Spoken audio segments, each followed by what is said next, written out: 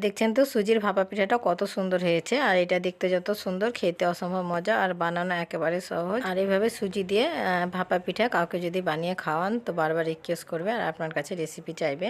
আর সুজির ভাপা পিঠার ভিতরটা দেখছেন তো কত সুন্দর হয়েছে। আর অনেকগুলো বানাবার প্রয়োজন নাই, একটা বানিয়ে পুরো পরিবারের খাওয়া যাবে। আর শীত মানে তো পিঠে, আর শীতে পিঠে না হলে তো আমাদের চলে না। তার কথা না বাড়িয়ে চলুন পিঠাটা তৈরি করে নিই। সুজির ভাপা পিঠা বানাবার জন্য এখানে আমি 1 কাপ সুজি নিয়েছি। তো এটা ওর জন্য 200 গ্রাম আছে। আর আমি এখানে মিহি সুজিটা নিয়েছি। তো আপনাদের মোটা মিহি যেটা হাতের কাছে থাকবে সেটা আপনারা ব্যবহার করতে পারবেন, কোনো অসুবিধা হবে না। এখানে আমি লিকুইড দুধ নিয়েছি। তো দুধটাকে আগে থেকে জাল করে ঠান্ডা করে নিয়েছি। তো অল্প অল্প করে দিয়ে আমি একটা ব্যাটার বানিয়ে নেব।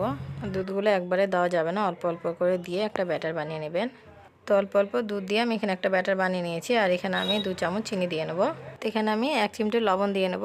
আর লবণ আর চিনিটা দিয়ে আমি খুব ভালোভাবে ফেটিয়ে নেব। তো এই যে লবণ আর চিনিটা দিয়ে আমি খুব ভালোভাবে ফেটিয়ে নিয়েছি, ততক্ষণে চিনিটা গলে গেছে। তো ঢাকা দিয়ে আমি 10 মিনিট রেস্টে রেখে দেবো। তো পিঠার স্টাফিং বানাবার জন্য এখানে আমি একটা ফ্রেশ নারকেল নিয়েছি। তো নারকেলটাকে খুব ভালোভাবে পরিষ্কার করে ছিলে আমি কুচি কুচি করে কেটে নিয়েছি। তো নারকেলগুলোকে আমি মিক্সিং জারে নিয়ে নেব। তো নারকেলগুলোকে আমি মিক্সিং জারে নিয়ে নিয়েছি। তো মিহি করে আমি পিষে নেব। তো এই যে আমি নারকেলগুলোকে মিহি করে পিষে নিয়েছি। তো স্টাফিংটি বানিয়ে নেব।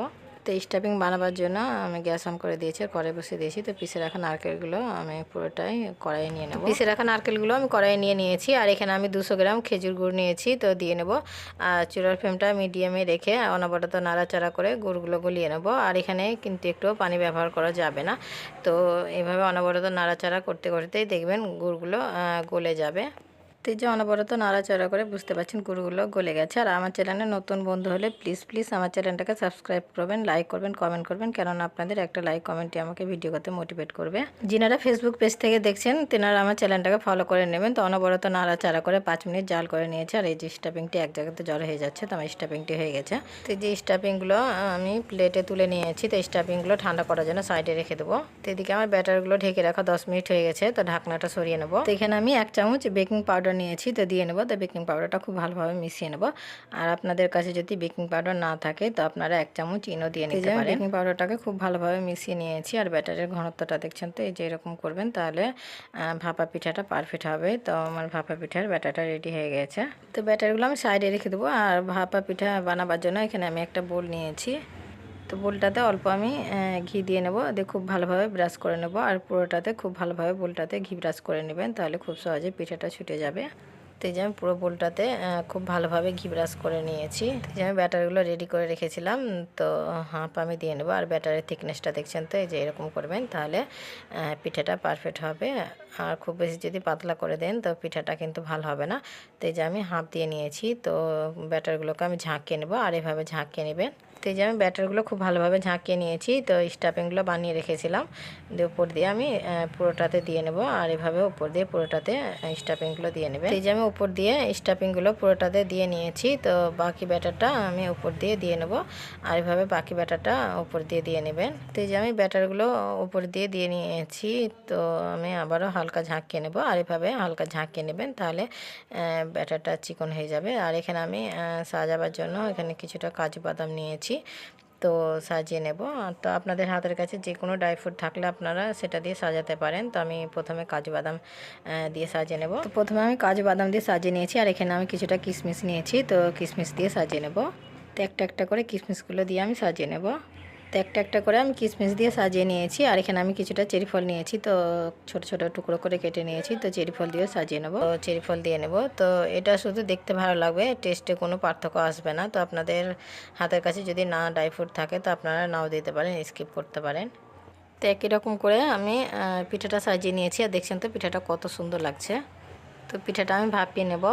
তো পিঠাটা ভাপাবার জন্য এখানে আমি একটা বড় কড়াই নিয়েছি। তো কড়াই আমি আগে থেকে প্রায় 2 গ্লাস পানি দিয়ে পানিটাকে খুব ভালোভাবে গরম করে নিয়েছি। এখানে আমি একটা স্ট্যান্ড দিয়ে নিয়েছি। তো ব্যাটারের বোলটা রেডি করে রেখেছিলাম, বসিয়ে দেবো। দিয়ে ঢাকা দিয়ে প্রায় 20 মিনিট আমি ভাপ দিয়ে নেব। তো পিঠাটা আমার ভাপিয়ে নেওয়া 20 মিনিট হয়ে গেছে। তো আমি ঢাকনাটা সরিয়ে নেব, দিয়ে চেক করে নেব। তো এখানে আমি একটা টুথপিক নিয়েছি। তো মাঝ বরাবর চুপিয়ে চেক করে নেব। তো এই যে আমার টুথপিকটা পরিষ্কার আছে। তো আমার পিঠাটা পিঠাটা আমি গ্যাস থেকে নামিয়ে নেব, দিয়ে হালকা ঠান্ডা করে নেব। তো এই যে আমি পিঠাটা হালকা ঠান্ডা করে নিয়েছি। তো এখানে একটা ছুরি নিয়েছি। তো ছুরির সাহায্যে আমি সাইডগুলো ছাড়িয়ে নেবো, আর সাইডগুলো ছাড়িয়ে নেবেন, তাহলে পিঠাটা সহজেই ছুটে যাবে। তো এই যে আমি ছুরির সাহায্যে সাইডগুলো ছাড়িয়ে নিয়েছি। তো এখানে একটা প্লেট নিয়েছি। তো পিঠাটা আমি উল্টে নেব। এই যে আমি পিঠাটা উল্টে নিয়েছি, আর দেখছেন তো পিঠাটা কত সহজে ছুটে গেল। পিঠাটা দেখছেন তো কত সুন্দর হয়েছে। তো আমি এই সাইডটা উল্টে নেব, আর দেখছেন তো পিঠাটা কত পারফেক্ট হয়েছে, আর কত সহজে পিঠাটা বানানো গেল। দেখছেন তো সুজির ভাপা পিঠাটা কত সুন্দর হয়েছে আর কত লোভনীয়। সুজি দিয়ে যে এত সুন্দর ভাপা পিঠা বানানো যায়, তা আপনারা পুরো ভিডিও না দেখলে হয়তো বিশ্বাস করবেন না। তো এই যে আমি পিঠাটা আপনাদের কেটে দেখাচ্ছি, আর দেখছেন তো পিঠাটা কত সহজে কেটে যাচ্ছে। তো এই যে আমি এই সাইডটাও কেটে নিয়েছি। তো পিঠাটা আপনাদের আমি তুলে দেখাচ্ছি। দেখছেন তো পিঠের ভিতরটা কত সুন্দর হয়েছে। আর শীত মানে তো পিঠে, আর শীতে যদি এরকম ভাপা পিঠে থাকে তো একেবারে জমে যাবে। তো আমার এই সুজির ভাপা পিঠা রেসিপিটা যদি ভালো লাগে তবে লাইক কমেন্ট শেয়ার করবেন, আর আমার চ্যানেলটাকে সাবস্ক্রাইব করবেন, কেননা যখনই নতুন কোনো ভিডিও আপলোড দিব সবার প্রথমে আপনার কাছে পৌঁছে যাবে।